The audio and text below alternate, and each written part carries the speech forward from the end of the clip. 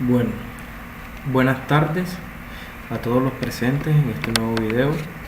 Hoy les venimos a hablar acerca de un tema muy importante en el área de la producción industrial, como es la secuenciación de la producción. Especialmente hoy les vengo a hablar mi persona Roque Guerra acerca de un tema que es importante que se llama la fecha de vencimiento más temprana. ¿Qué viene siendo la fecha de vencimiento más temprana? En la programación y en el ámbito industriales, lo que se busca es implementar o diseñar un programa que permita minimizar la cantidad de trabajos realizados a la hora de hacer un indicador particular para un proceso industrial. Lo que se busca básicamente es minimizar, optimizar, llevar a cabo el flujo promedio de los procesos que se realizan en el área de la industria. Actualmente en la industria se pueden observar que siempre se encuentran grandes problemas, como no son la optimización de tiempo, que se encuentran fallas a la hora de realizar los procesos. Para eso se crearon unos grandes sistemas que permiten maximizar el aprovechamiento de las máquinas y a utilizar la capacidad necesaria que tienen los trabajadores. Pero en sí, para entrar un poco más en base, vamos a definir qué es la secuenciación de los trabajos. Básicamente, la secuenciación de los trabajos consiste en un proceso de determinar el pedido en una máquina o en un centro de trabajo que se llama secuenciación, y que tiene unas reglas de prioridades para obtener una secuenciación de los trabajos, es decir, un flujo. Lo que se está buscando es un flujo en los trabajos para que se ordenen de acuerdo al tiempo, procesamiento, orden y llegada.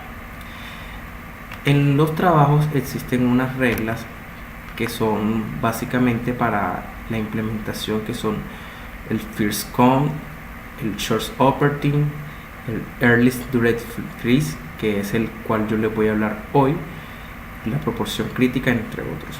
Cada uno cumple con respecto a su tema. Profundizando un poco más, existen diferentes tipos de secuenciación.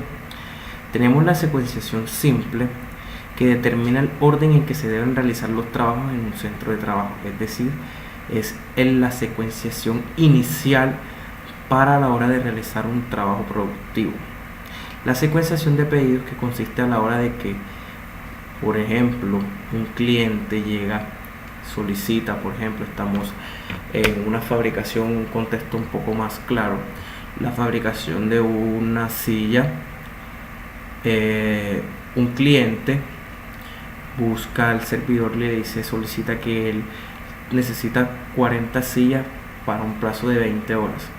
Entonces ahí es otra persona llega que necesita unas mesas para un plazo de 5 horas. Ahí lo que está buscando es determinar el orden en cuál se debe procesar de acuerdo al punto de llegada. Y hoy también tenemos un tipo de secuenciación que es la secuenciación múltiple, que es la combinación entre simple y de los pedidos. En este caso le vamos a hablar acerca de un ejemplo de secuenciación. Tenemos unos operarios, tenemos un orden de trabajo A, B, C, D, E. Los tiempos de procesamiento son 6, 2, 8, 3, 9 días respectivamente al inicio inicial, y para la entrega cada uno está calculado los días. Es muy importante tener en cuenta los objetivos de la programación en el centro de trabajo, que son cumplir los plazos, es decir, al cliente. Nosotros como propietarios de una empresa debemos de tener la capacidad de mantener el orden con respecto a lo que dice el tiempo, minimizar los tiempos de demora para así evitar cuellos de botella que se formen en la organización, minimizar tiempos o costos de preparación, ya que los costos y los malos manejos de los productos en la empresa son uno de los principales declives de decadencia. Minimizar el inventario de trabajo sin terminar, es decir, mantener al día los inventarios en orden, porque mantener inventarios en stand-by genera altos costos, y lo cual es uno de los principales puntos de pérdida para la empresa.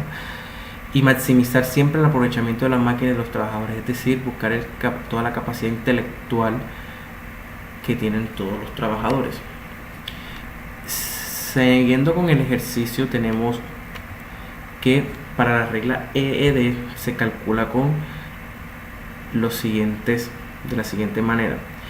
Nosotros, para poder realizar la fecha de vencimiento más temprana, tenemos que calcular. El ejercicio nos impide que con los datos obtenidos de la diapositiva anterior, me voy a devolver, nos van a pedir calcular una secuenciación por el método Earliest Due Date. Entonces, para calcular en el método Earliest Due Date tenemos que calcular lo siguiente: el tiempo promedio, la utilización, el número de promedios en el sistema y el retraso de promedios en el sistema. Entonces nosotros partimos en la siguiente tabla. Tenemos el tiempo de procesamiento en días, son 13.6 días. Eso lo calculamos con el tiempo promedio de determinación, como lo encuentro acá. Son la suma del tiempo del flujo total, que eso me lo da. Ahí está, flujo de día total. Con el mouse tenemos el procesamiento. Aquí tenemos 2, 6, 3, 8 días. Tiempo de flujo nos los dan. Todo esto se suma. Entonces nos dicen que hay que entregar el trabajo en tantos días. Vemos, calculamos. Entonces el tiempo de flujo viene siendo cuando hay que ordenarlo de acuerdo a cómo están pidiendo en el sistema. ¿Cómo se calcula el tiempo de flujo? El tiempo de flujo se calcula para cada inicio del trabajo, viene siendo el máximo con la sumatoria del mínimo. Por ejemplo, el tiempo de flujo para iniciar vemos que aquí empieza en 2. Tiempo de flujo es el mismo 2. La fecha límite del trabajo es 0. Si existe algún un retraso, no existe porque es el inicial. Entonces, la sumatoria de según el tiempo de procesamiento, es el siguiente. Sería 2 más 6 igual a 8. 8 más 3 igual a 11. 11 más 8 igual a 19. 19 más 9 igual a 28. Es como una especie de sumatoria del límite inferior con el límite superior. Entonces tenemos 6, 8, 15 y 18 respectivamente. Vemos que entra en el minuto 11. No retraso en el trabajo, no existe ningún tipo de retraso. Llega en el minuto 19, un minuto en el retraso. Llega en el 23, 5 minutos de retraso, porque el tiempo de flujo es mayor al tiempo de entrega. Tiempo de flujo a la hora de procesamiento es 19, pero la fecha de entrega son 18 días. Es decir, este número que está aquí es menor que el tiempo de entrega, por lo tanto existe un minuto de atraso. 28, en el mismo 23 tenemos 5 minutos de atraso, y final, que es el 68, tenemos que viene siendo el número promedio de trabajos en el sistema calculado. Para calcular el retraso promedio del trabajo, vamos a sumar todos los valores que nos dan a la hora de calcular la diferencia entre el tiempo de flujo y el tiempo de límite. Vamos a calcular aquí retraso. En la anterior diapositiva podemos encontrar días de atraso total sobre el número de trabajos de día, y eso nos da la sumatoria de 1.2 días de atraso por pedido. Podemos concluir a partir de esto que generalmente ocurren en tipos de procedimientos respecto a que es difícil encontrar una regla de autoridad para que sean mejores los indicadores. En consecuencia, el tomador de decisiones deberá siempre privilegiar aquel indicador que en su caso resulte más crítico.